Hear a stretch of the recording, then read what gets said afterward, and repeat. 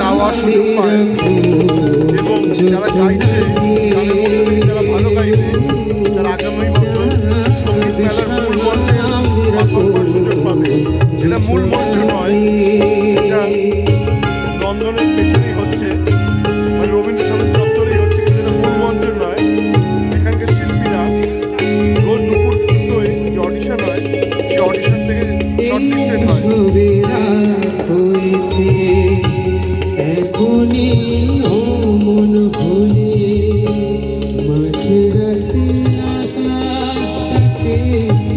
যাবে যে আগুন জ্বলে সবে রাত হয়েছে এখনই অমর হলে মাঝে রাতে আকাশ দাঁড়িয়েছে যারা যাবে যে আগুন জ্বলে সেই ফাঁকে তুমিও তখন চুরি যাবে কাকে পাবে বাঁচাতে তোমারে